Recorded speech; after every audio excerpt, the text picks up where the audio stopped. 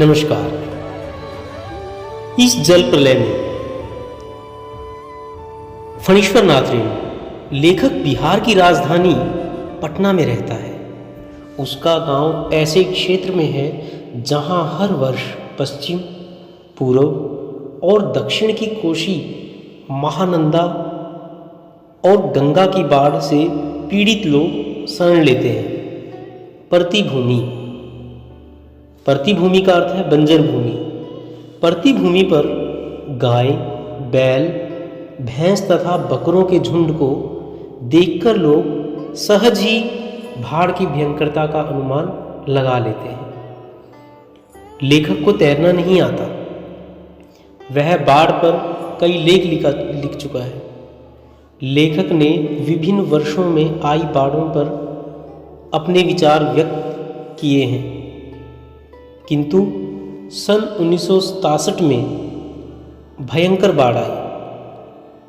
तब उसका पानी राजेंद्र नगर, कंकड़बाग तथा अन्य निचले हिस्सों पर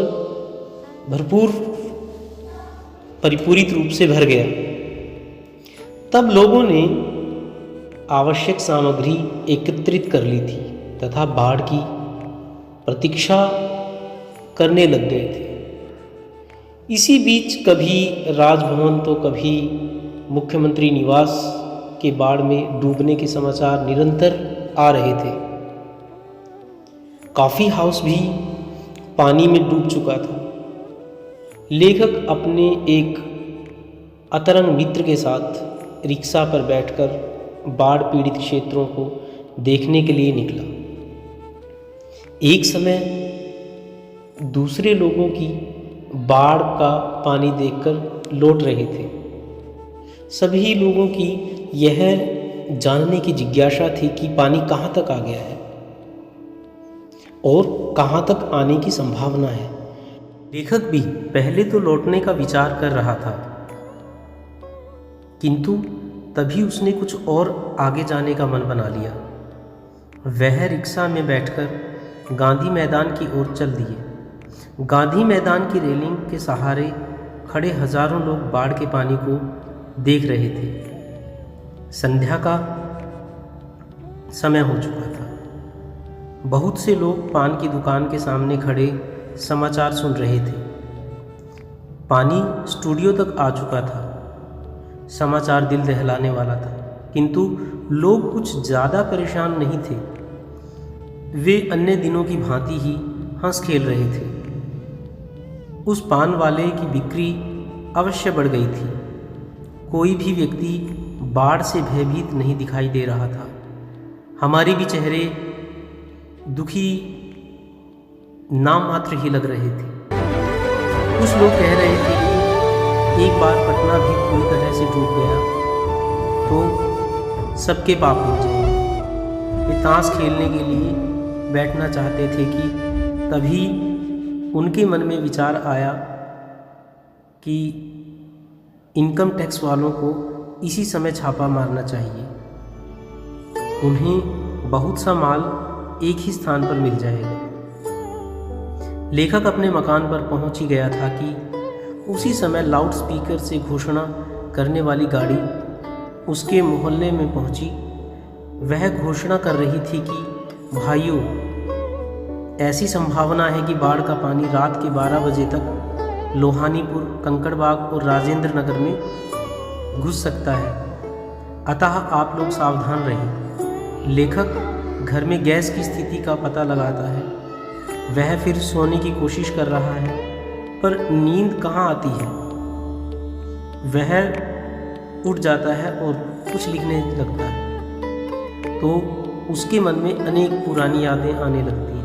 लेखक याद करता हुआ लिखता है कि 1947 में मनिहारी में बाढ़ आई थी। लेखक गुरुजी के साथ बाढ़ से पीड़ित लोगों की सहायता के लिए उस क्षेत्र में गया था। उनकी हिदायत थी कि हर नाव पर दवा, माचिस तथा केरोसिन तेल अवश्य रहना चाहिए। इसी प्रकार सन 1949 में लेखक महानंदा की बाढ़ से घिरे वापसी थाना के एक गांव में लोगों की सहायता के लिए पहुंचा।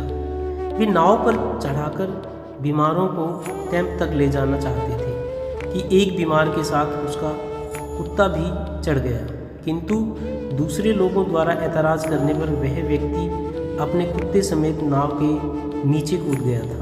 लेकिन सहायता के लिए कुछ और आगे गया तो पता चला कि वहाँ लोग कई दिनों से मछली व चूहों को झुलसा कर खा रहे हैं।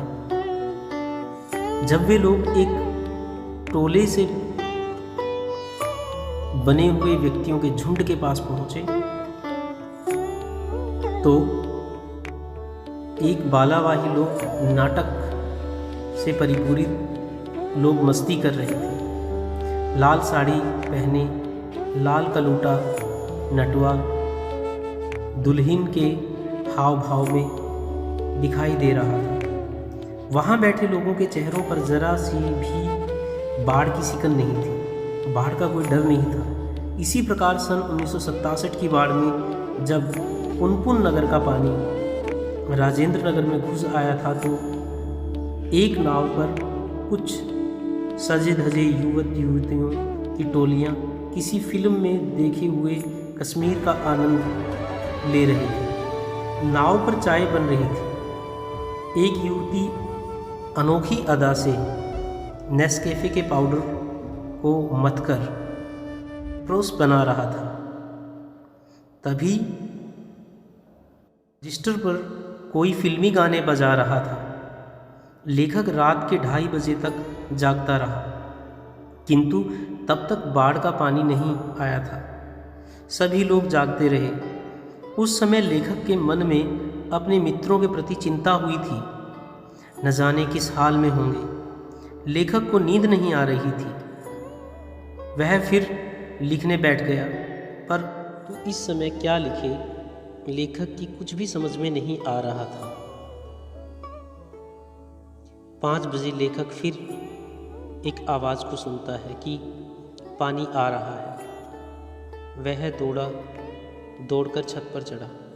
उसने देखा कि चारों ओर से लोगों की चीख पुकार सुनाई दे रही है।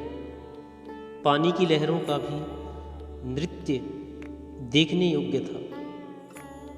पानी तेज गति से सब कुछ अपने साथ समेटकर ले जा रहा था और पानी का जल स्तर भी बढ़ रहा था। लेखक बाढ़ को तो बचपन से देखता आ रहा था, किंतु पानी इस तरह आता है उसने कभी नहीं देखा था, और यह उसके जीवन का पहला ऐसा वाक्य था जो लेखक अपनी आँखों से कर रहा था।